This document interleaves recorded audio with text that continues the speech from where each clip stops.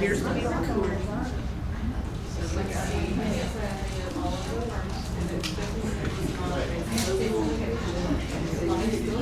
Hello, hello. How's that sound for you guys back there? Good? Okay, excellent. Welcome to Unearth, a local story. So this is both part of our adult summer reading program as well as a little tie-in to the General America's 250th celebration. So we wanted to do some local history programs to go along with our adult summer reading theme of unearthing a story. So we have two presenters today. Our first presenter is William Isom from Black in Appalachia, and he has some interesting facts for you today. So buckle up and enjoy the ride.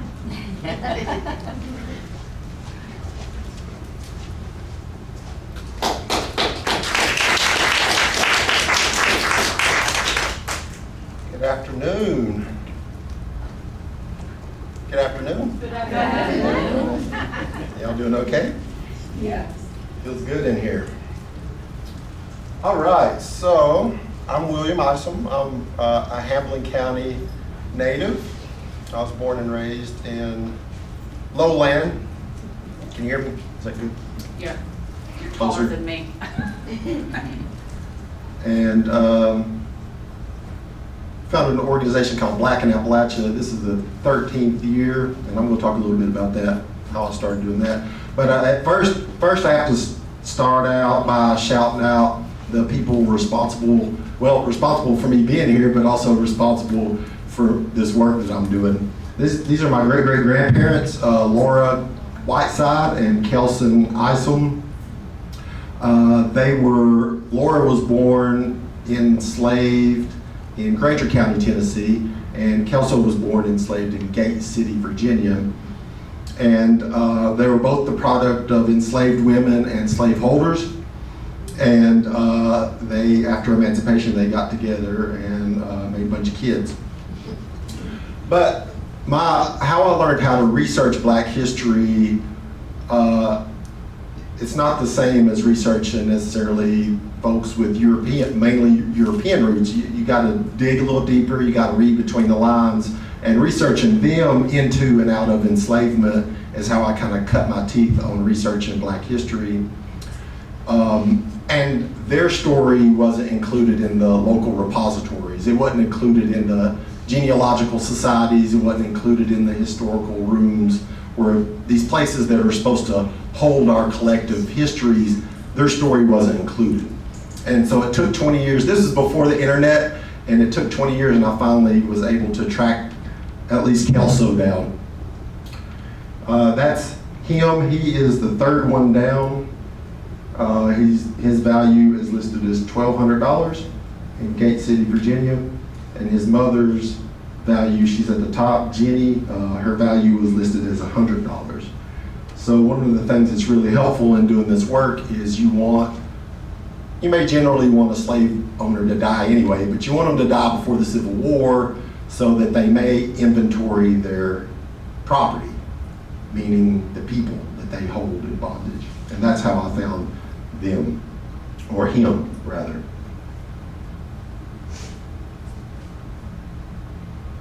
So this is a note. So after the slaveholder died, Gideon Isom passed away, they rented the enslaved people out to neighboring farms to continue to generate income for the estate. And so the administrator of the estate there in Scott County, Virginia, would have to go to the courthouse and report the income that came into the estate. And this is the last note in that inventory and reporting. It says, the 5 last mentioned notes were given for the hire of slaves belonging to the said estate, and whether or not they were free at the time of hiring, March 1st, 1865, or not, until after the fall of Richmond began, is not for me to say. What was the fall of Richmond? End of the Civil War. Yeah, the collapse of the Confederacy. So the collapse of the Confederacy was inextricably tied to these people being able to walk out of Scott County free. And the house is still there. I went and knocked on the door a couple of times, nobody answers, but the house is still there where he walked out into Hawkins County free. So I kind of taught myself how to do historical research. I had a lot of good mentors. Jack Goins at the Hawkins County Historical Society taught me how to do research. I had some great women mentors. Darlene Wilson in Wise County, Virginia, really helped me learn how to do research. But I knew that this is something that I could also provide to my neighbors. And so we started producing, through East Tennessee PBS, we started producing short documentaries, but then we also began providing research for other communities and other families in the region. And this is kind of our mission statement. We work to highlight the history and contributions of African Americans in the development of the Mountain South and its culture. We do that through research, local narratives, public engagement, and exhibition. Ultimately, we are a community service for Appalachian residents and families with roots in, and sometimes we say through the region, because so many of our people have out-migrated to Chicago, Cleveland, and other places. I didn't come up with this name, Black in Appalachia. It was a nod to the work that came before mine. Dr. William Turner, he wrote the book with Edward Cabell, Blacks in Appalachia, in the 80s. And so I knew that he had written this book, and so I wanted to be like, hey, we're standing on your shoulders, like, you know, and get his blessing for calling it Black in Appalachia. So we produce documentary films, we record oral histories, we do student internships, we do a lot in our day-to-day. We have a podcast also that's ran for 5 seasons. It's available online as well.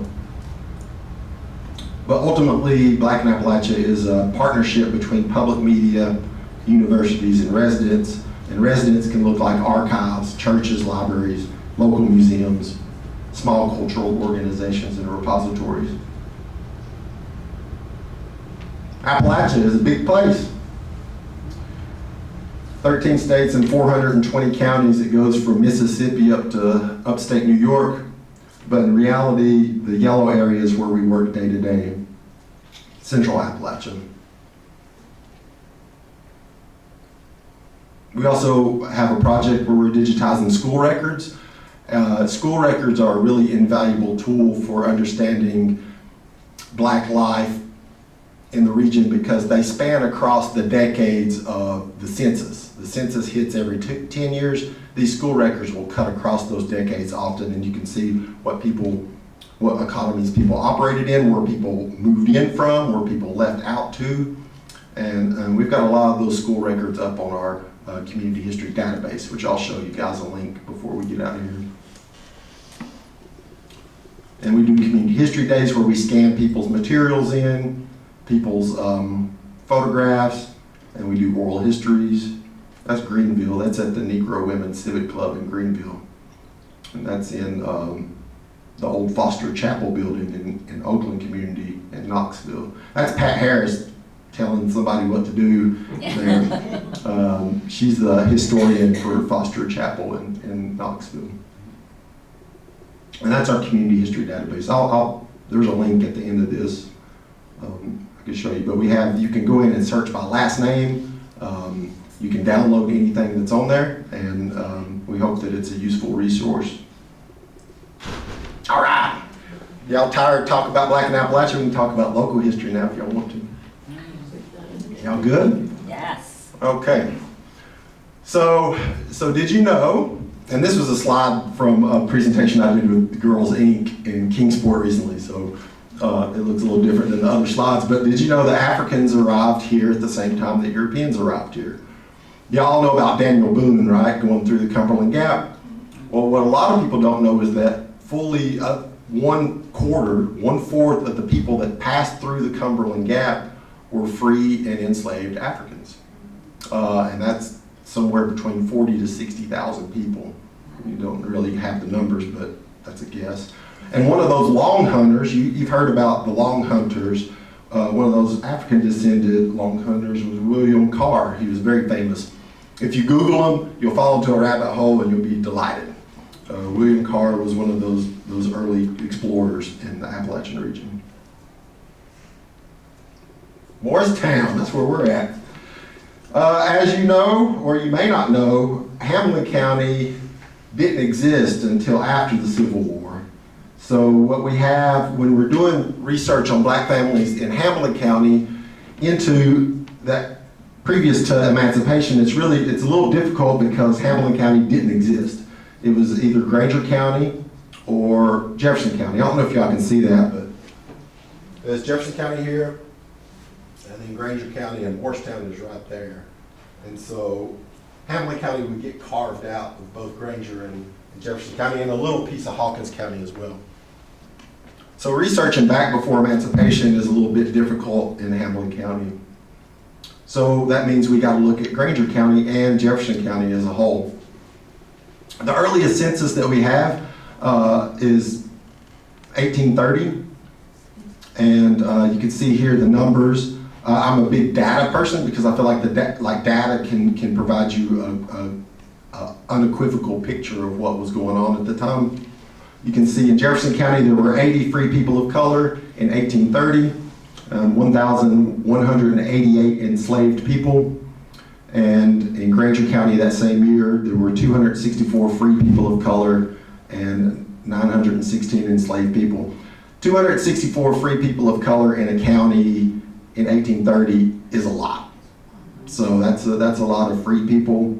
And one of the things that I found looking at Granger County through before the Civil War, it seemed that there was a lot of amorphous things going on there. There was a lot of admixture going on in Granger County. There were stories of this white man, Mr. Beats, got convicted of gambling with slaves in the woods on a Sunday, gambling on Sunday, gambling with slaves. But then you read the story and he was gambling, so the slaves is what got him in trouble, but he was gambling with enslaved people in the woods, white man, enslaved people. There were free people of color there gambling as well. I don't know if they got caught. But also there was a runaway slave. And the court record said the runaway slave had been in the area for the past 5 years. Oh, wow. So that messes up my picture of what a runaway slave is like you're trying to get somewhere. You're trying to get to Ohio, at least. But whatever was going on in Granger County, it kind of messes up our ideas about this time period, which I like keep it messy. Here's some more data, if you don't have enough. The free people of color in Granger County in 1830, by far the largest name was Collins. There were 82 Collinses in Granger County that year, and then Goen, which could also be Goenses. And then LaFew, which I don't know much about at all, but there were several households of LaFews, free people of color in Granger County that year. There were 39 people of color headed households, meaning that the household was headed by people of color, which was 75% of the free people of color at the time. 66 of those individuals lived in white-headed households, and 14 of those households, 14 of those people also these free people lived in homes with enslaved people. So you had free people living in the same property with enslaved people in white people's homes.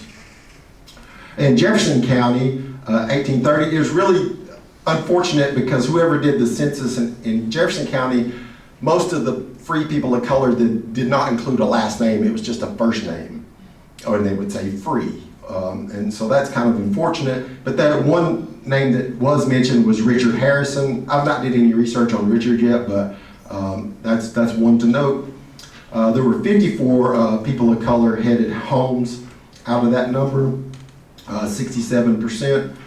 26 individuals lived in white-headed households, and 9 of those lived in homes with enslaved people. If y'all have any questions while I'm going, raise your hand or just yell at me. I have one. Okay. Back to, I find these numbers mind-boggling, and then I would like to know, in the Granger County and Jefferson County, you said this, you had the census. What was the population, so I can kind of put these numbers in proportion to And I was supposed, and I don't mean to minimize anything when I say something, but I would suppose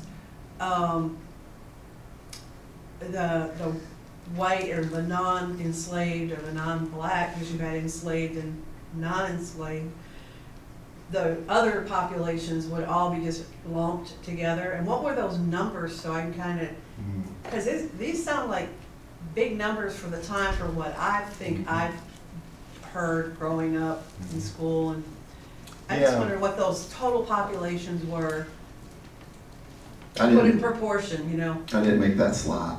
You did? No, I didn't make that slide. Really? No, but you, yeah, I should have put the total Because population. this under just that. blows my mind. Well- Already. Well, and you know, one of the things that we tell ourselves here in this area, and not just in East Tennessee, but Western North Carolina, Southwest Virginia, Eastern Kentucky, is that we really didn't have slaves, right? We were told that, and we tell each other that, like, Yeah.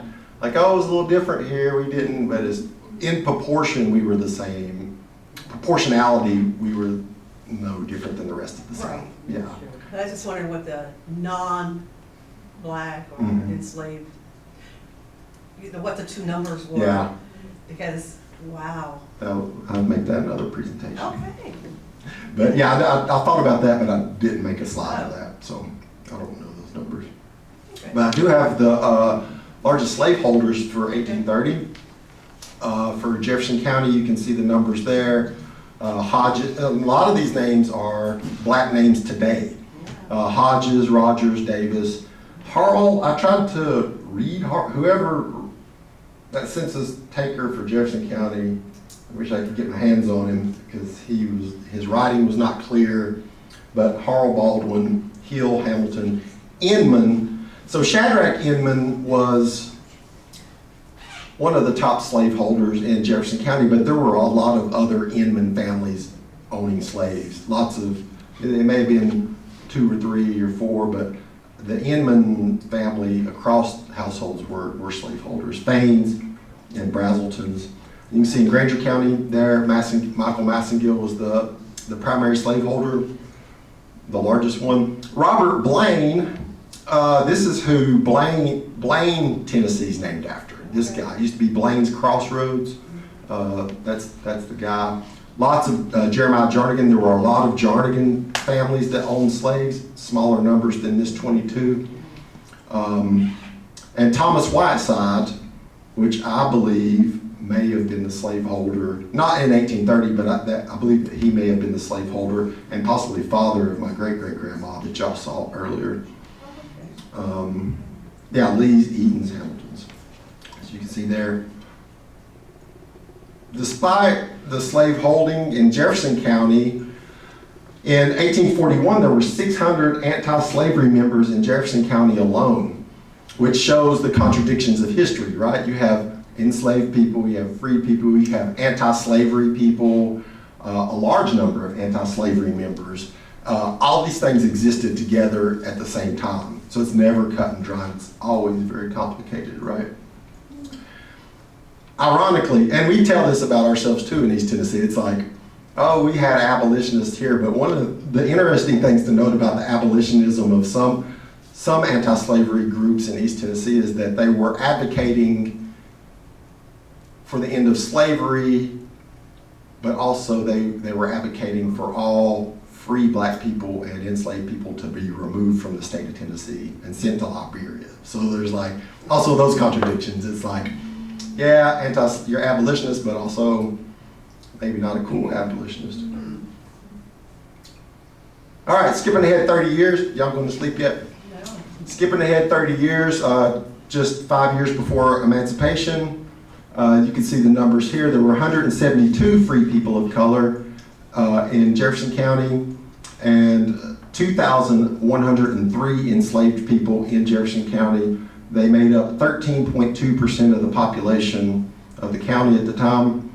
Granger County, you can see now the numbers of free people of color have shrank, and it may be to maybe county restructuring. 156 free people of color and 1,060 enslaved people, or 9.7% of the overall population. So emancipation happens, right? The Civil War happens. People were emancipated. People ran off and joined the Union Army, joined the heavy artillery in Knoxville, and people came back and started to establish communities. One of the things that happened after the Civil War, Hamblen County was created as its own kind of political entity after the Civil War. But then there was Reconstruction, and then the dismantling of Reconstruction, which removed a lot of the gains that black residents had had, but then also kind of were ushered into this era before the 1900s of what I call the age of racial terror. It's the time when the Klan shows up, right? And we hear some stories about the Klan being around. You know, they showed up in St. Clair, Tennessee, and they whipped my great-great-granddad for being in St. Clair after dark. I'd never heard stories like that about St. Clair, but I found that one mentioned, right? So people are trying to figure out where to be at. Like, can we be over here? It's like, oh, no. Can we be over here? All right, can we? So by the late 1900s, the late 1800s, early 1900s, people have begun to settle into communities. And in Hamblen County, black folks really started to settle in these places that I know of. I don't know it all, but these are the places that I know of. Morristown, of course. Golder, or Treese community, which was down on the river. It was a community of free people before the Civil War. Whitesburg, Tennessee, which is where I'm at. East Hamblen County, Russellville as well. Community called Jayburg, and Pineville, and Lowland, which is Lowland's where I grew up at. And Pineville is, y'all know where Frank Lorino Park is? Yes. Yeah, so that's where the Pineville area is. And the old school's still up on the hill. It's the alternative school now. And Mount Olive Church is still there and functioning. But these communities didn't operate in isolation. They operated with other communities. And so if you just zoom out a little bit, the communities surrounding those black communities, they networked with each other. They went to each other's churches. People went to each other's schools. And families, you know, you had to find somebody to marry that you wasn't kin to, so you might go over to the next town. And these were some of the other black kind of communities that these communities operated with: Mooresburg, Warrensburg, Bulls Gap. People don't equate Bulls Gap with black community, but there was a black church, black school, and railroad workers there. Greenville, Midway, which really people don't associate Midway with black folks anymore, but there was a school there. Parrottsville, and Newport, and Buck Hollow. Who knows where Buck Hollow's at? It's in Granger County, right between Bean Station, as you're leaving Bean Station going west. It was a little community there. They had a church and a school as well. But then you think about, and not to go down the rabbit hole, but then you think, okay, these communities even networked even further out, right? So, you know, they networked and worked and operated with people on the other side of the mountain in Thornhill and Hook Creek, in Tazewell, in Middlesboro. And so these communities weren't isolated and they networked with each other. So what do you do? What's one of the first things? Oh. Where's Midway? Midway is if you're going to Greenville, it's on the right after, well, you can't really say Mossheim because apparently Mossheim is the size of the state of Tennessee now. But Mossheim, if you're going through Mossheim, it's before you get to, it's on the right.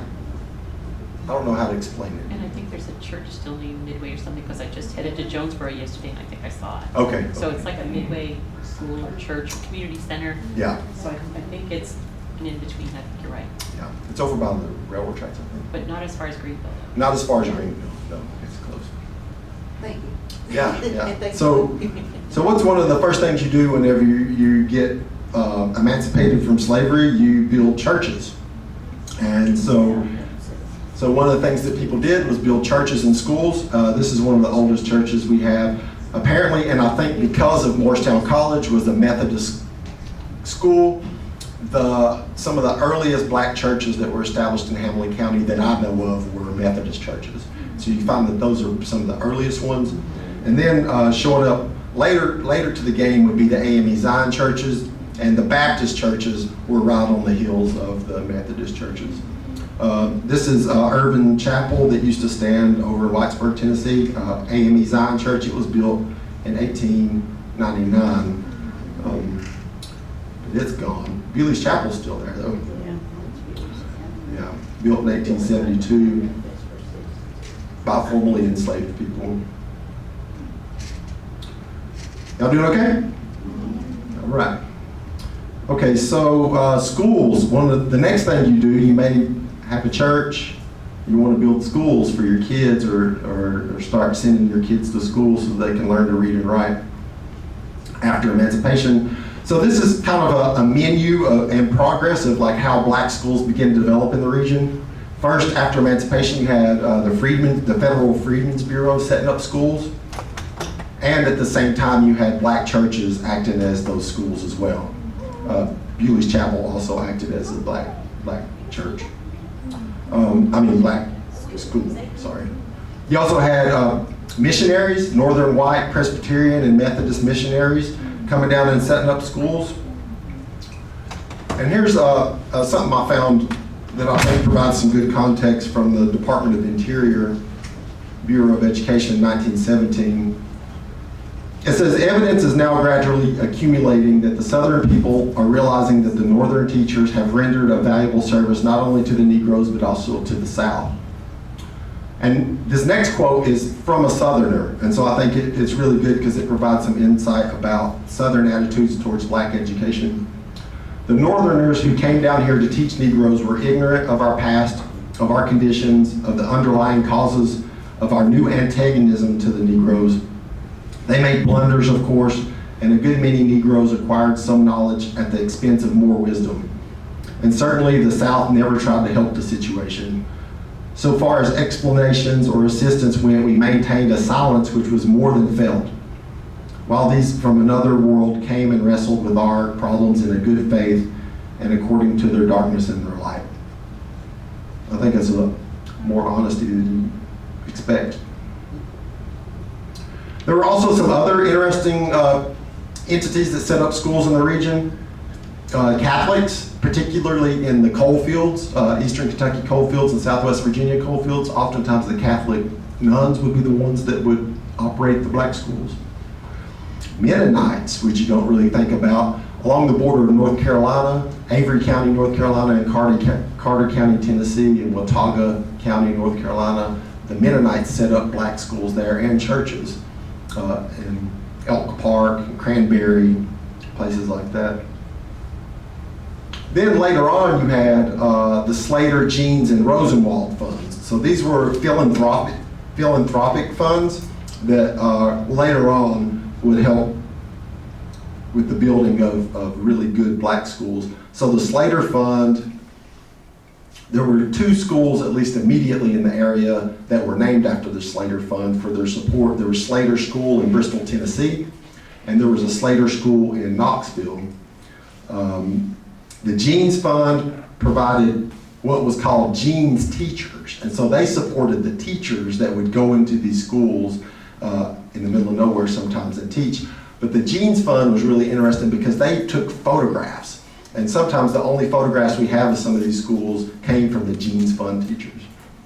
And the most famous Rosenwald Fund, Julius Rosenwald, who was the CEO of Sears and Roebuck, him and Booker T. Washington joined forces, and they built over 5,000 schools in the South, and they built one in Hamblen County as well. And finally, late to the game comes the city and county governments. And you look about 1920, you start to see city and county governments chipping in and providing support for education for black students in their counties and cities, generally around the region. I want to say we did find something more recently that was really interesting. Was we had found a Quaker established school in Jonesboro, outside of Jonesboro, I guess it would be Limestone, Tennessee. And there was a Quaker established black school there, which I didn't know anything about until we started going through the records. I thought that was pretty interesting. And that was like 1890s. All right, so where did these schools get their teachers from? Early on, a lot of the teachers into these black mountain schools would come from Berea College in Berea, Kentucky, founded in 1866 as an integrated college from the beginning. Unfortunately, in 1904, Kentucky would pass the Day Law, which said that segregation had to happen even in private institutions. And so Berea College had to stop admitting black students at that time. Knoxville College, 1875, and Morristown College, 1881, and Swift Memorial Institute, which was in Rogersville, Tennessee, began operating in 1883.